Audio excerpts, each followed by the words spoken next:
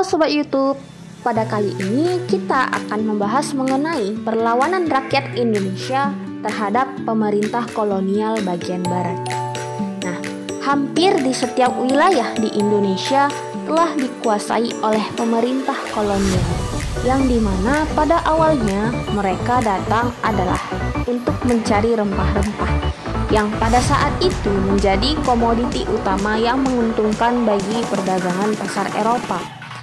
Hal ini menjadi misi utama penjajah untuk berusaha mendapatkan rempah-rempah Indonesia yang terkenal akan kekayaannya. Setelah mereka berhasil mendapatkan rempah-rempah, maka langkah selanjutnya yang dilakukan ialah melakukan monopoli perdagangan dan perlahan-lahan mulai menjajah Nusantara. Adapun untuk melancarkan misi-misinya, pemerintah kolonial melakukan berbagai cara seperti membentuk koloni dagang atau yang kita kenal dengan VOC, melakukan misi perbudakan bagi kaum pribumi, dan semacamnya. Seiring berjalannya waktu, pemerintah kolonial mulai melakukan perluasan wilayah. Hal ini bertujuan agar mendapatkan kekuasaan secara penuh serta mempermudah mereka dalam melakukan akses perdagangan dan sebagainya. Hal ini yang membuat rakyat Indonesia semakin menderita. Atas penderitaan tersebut, rakyat Indonesia mulai melakukan sesuatu, yaitu dengan melakukan perlawanan, yakni dalam bentuk gerakan sosial. Gerakan sosial pada masa itu dilakukan untuk menentang atau memprotes pihak penguasa, baik pemerintah kolonial maupun penguasa setempat yang dianggap telah menjadi penyebab kesengsaraan rakyat. Hal ini ditunjukkan dengan adanya berbagai perlawanan rakyat Indonesia bagian barat terhadap pemerintah kolonial. Adapun perlawanan yang dilakukan yang pertama adalah Perang Aceh. Perang Aceh merupakan perang antara Kesultanan Aceh melawan Belanda yang dimulai pada tahun 1873 hingga 1904, di mana pada tanggal 26 Maret 1873 Belanda menyatakan perang kepada Aceh dan mulai melepaskan sebuah tembakan meriam ke daratan Aceh dari kapal perang Citadel van Antwerpen. Pada 5 April 1873, Belanda berhasil mendarat di pantai Ceuremen di bawah pimpinan Johan Harman Rudolf Kohler, dan pada tahun itu juga mereka berhasil menduduki Masjid Raya Baitur Rahman. Pada masa itu, Kohler membawa sebanyak 3.198 tentara, yang diantaranya sebanyak 168 diselangnya para perwira. Yang kedua adalah Perang Tapanuli atau yang sering dikenal dengan Perang Batak. Perang Tapanuli merupakan bentuk perlawanan rakyat Tapanuli terhadap pemerintah kolonial Belanda yang berlangsung selama 29 tahun, yang diawali pada tahun 1878 dan berakhir pada tahun 1907. Adapun pemimpin perang yang melawan Belanda kala itu adalah raja dari negeri Toba, yaitu Sisingamangaraja XII. Yang ketiga adalah Perang Padri. Nah, Perang Padri terjadi di tanah Minangkabau, Sumatera Barat pada tahun 1821 sampai 1837. Perang ini merupakan perlawanan antara kaum Padri terhadap dominasi pemerintahan Hindia Belanda di Sumatera Barat, yang dimana pada awalnya terjadi karena adanya pertentangan antara kaum Padri dengan kaum adat dalam masalah praktik keagamaan. Pertentangan itu dimanfaatkan sebagai pintu masuk bagi Belanda untuk campur tangan mengenai urusan Minangkabau. Selanjutnya ada perlawanan rakyat Siak di Riau. Salah satu contoh perlawanan di Riau adalah perlawanan Kerajaan Siak Sri Indrapura, di mana perlawanan tersebut dipimpin oleh Raja Siak Sultan Abdul Jalil Rahmat Shah untuk melawan VOC. Setelah berhasil merebut Johor, kemudian ia membuat benteng pertahanan di Pulau Bintan. Dari pertahanan di Pulau Bintan, pasukan Sultan Abdul Jalil mengirim pasukan di bawah komando Raja Lela Muda untuk menyerang Malaka. Yang kelima adalah perlawanan rakyat di Palembang, di mana mereka melakukan peperangan yang diberi nama Perang Menteng. Perang Menteng adalah perang yang dimaksudkan untuk mengusir orang-orang Belanda di bawah pimpinan Herman Wagner Mentinghe. Pengusiran ini dikepalai oleh Sultan Mahmud Badarudin II. Perang bermula sejak timah ditemukan di Bangka pada pertengahan abad ke-18. Palembang dan wilayah sekitarnya menjadi incaran Inggris dan Belanda. Untuk menjalin hubungan perdagangan, maka bangsa Eropa pun berniat untuk menguasai Palembang. Yang keenam adalah perlawanan rakyat Jambi, di mana dalam melawan kolonial Belanda pada abad ke-19 hingga pada awal abad ke-20 takkan bisa melepaskan dari sosok nama Sultan Taha Saifuddin. Sultan Taha telah menjadi simbol perlawanan masyarakat Jambi terhadap imperialisme Belanda. Setelah meninggalnya Sultan Taha, dia tetap menginspirasi masa revolusi melawan kolonial yang kemudian diteruskan oleh tokoh lainnya. Selanjutnya adalah perlawanan rakyat Bengkulu, di mana pada perlawanan rakyat Bengkulu telah terjadi 2 kali peristiwa perlawanan rakyat selama masa pemerintahan kolonial. Yang pertama adalah masa pemerintahan kolonial Inggris yang terjadi pada tanggal 23 Maret 1719, dan yang kedua kalinya adalah terjadi pada bulan Desember 1807 yang dikenal dengan peristiwa Mount Felix.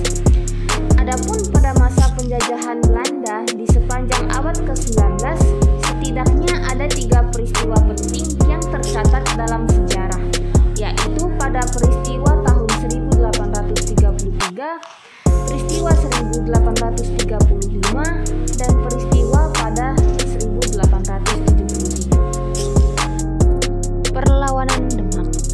Perlawanan Demak terjadi karena kesultanan-kesultanan Islam yang lain juga terancam terhadap kedudukan Portugis di Malaka. Adapun kedatangan bangsa Portugis ke pelabuhan Malaka yang dipimpin oleh Diego Lopes de Sequeira menimbulkan kecurigaan pada rakyat Malaka. Malaka jatuh ke tangan Portugis pada 1511 yang akibatnya aktivitas perdagangan di pelabuhan menjadi terganggu karena banyak pedagang Islam yang merasa dirugikan. Akibat dominasi Portugis di Malaka telah terdesak dan merugikan kegiatan perdagangan. Oleh karena itu, Sultan Demak yaitu Raden Fatah mengirim pasukannya di bawah Pati Unus untuk menyerang Portugis di Malaka. Perlawanan rakyat Demak tersebut dipimpin oleh Adipati Unus. Pati Unus melancarkan serangannya pada tahun 1512 dan 1513. Namun, serangan tersebut mengalami kegagalan dan belum berhasil. Hingga pada tahun 1527, tentara Demak kembali melancarkan serangan terhadap Portugis di bawah pimpinan Fatahillah. Tentara Demak akhirnya berhasil mengusir Portugis dari Sunda Kelapa, dan seketika nama Sunda Kelapa berubah menjadi Jayakarta. Selanjutnya ada perlawanan rakyat Banten, di mana perlawanan rakyat Banten terhadap VOC dibangkitkan oleh Abdul Fattah atau yang kita kenal dengan Sultan Ageng Tirtayasa dan putranya bernama Pangeran Purbaya. Sultan Ageng Tirtayasa dengan tegas menolak segala bentuk aturan monopoli VOC dan berusaha mengusir VOC dari Batavia. Pada tahun 1659, perlawanan rakyat Banten mengalami kegagalan, yaitu ditandai oleh keberhasilan Belanda dalam memaksa Sultan Ageng Tirtayasa untuk menandatangani perjanjian monopoli perdagangan. Pada tahun 1683, VOC menerapkan politik adu domba atau divide et impera antara Sultan Ageng Tirtayasa dengan putranya yaitu Sultan Haji, sehingga terjadi perselisihan antara ayah dan anak yang pada akhirnya dapat mempersempit wilayah serta memperlemah posisi kerajaan Banten. Perjanjian tersebut menandakan perlawanan rakyat Banten terhadap VOC yang dapat dipadamkan, bahkan Banten dapat dikuasai oleh VOC. Pertikaian keluarga di kerajaan Banten menunjukkan bahwa mudahnya rakyat Banten untuk diadu domba oleh VOC.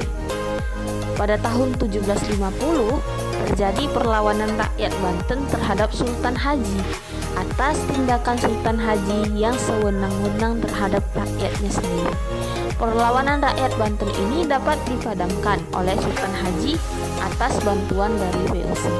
Sebagai imbalannya, VOC diberi hak untuk memonopoli perdagangan di seluruh wilayah Banten maupun di kawasan Sumatera Selatan. Perlawanan rakyat Mataram. Adapun perlawanan rakyat Mataram pertama terhadap VOC di Batavia dilakukan pada bulan Agustus 1628 yang dipimpin oleh Tumenggung Bahurekso. Walaupun pasukan Mataram kelelahan akibat menempuh jarak yang sangat jauh dengan persediaan bahan makanan yang mulai menipis, pasukan Mataram mampu melakukan serangan terhadap VOC di Batavia sepanjang hari. Perang Diponegoro atau yang dikenal dengan Perang Jawa merupakan perlawanan antara Pangeran Diponegoro melawan penjajah Belanda dan Kesultanan Yogyakarta yang dianggap sebagai boneka Belanda. Adapun perang ini dimulai pada tahun 1825 ketika Pangeran Diponegoro melancarkan serangan terhadap Kesultanan Yogyakarta dan Belanda. Saat itu, Jawa dikuasai oleh Belanda dan ditindas oleh kebijakan Belanda yang sangat merugikan rakyat. Perang berlangsung sengit karena Diponegoro didukung oleh banyak rakyat. Namun, Diponegoro tidak bisa mengalahkan Belanda karena tidak bisa menaklukkan kota Yogyakarta dan juga tidak bisa mengalahkan Belanda yang menggunakan sistem benteng yang membatasi gerakan Diponegoro. Dan perang ini berakhir pada tahun 1830 setelah Belanda menipu Pangeran Diponegoro dengan ajakan berunding, namun malah ditawan dan kemudian dibuang ke Sulawesi. Terakhir adalah perlawanan Banjarmasin, di mana latar belakang dari perlawanan Banjarmasin ini adalah Belanda ikut campur dalam pewarisan tahta dan mendukung Pangeran Tamjidillah II untuk menjadi sultan selanjutnya. Sedangkan Pangeran Anom dijagokan untuk menjadi mangkubumi di Kesultanan Banjar. Tamjidillah II merupakan anak dari selir tertua Sultan Adam. Ia memiliki gaya yang kebarat-baratan dan memiliki kedekatan dengan Belanda. Belanda menginginkan Tamjidillah menjadi sultan untuk memperlancar perizinan daerah penghasil batu bara di wilayah Kesultanan Banjar. Belanda di bawah Residen E.F. Graaf von Benteng Tecklenburg menobatkan Pangeran Tamjidillah II secara sepihak sebagai Sultan Banjar pada 3 November 1857. Pangeran Hidayatullah II hanya diangkat sebagai mangkubumi pada 9 Oktober 1856. Sedangkan Pangeran Anom ternyata mendapatkan masalah dengan Residen Belanda sehingga ia diasingkan ke Bandung, Jawa Barat. Oke, jadi sekian pembahasan kita mengenai perlawanan rakyat Indonesia terhadap pemerintah kolonial di bagian barat. Semoga dapat diambil hikmahnya dan semoga bermanfaat buat kalian. Oke, thank you and happy watching. She just wanna go back to the future, so I brought that color DeLorean. 21 minutes.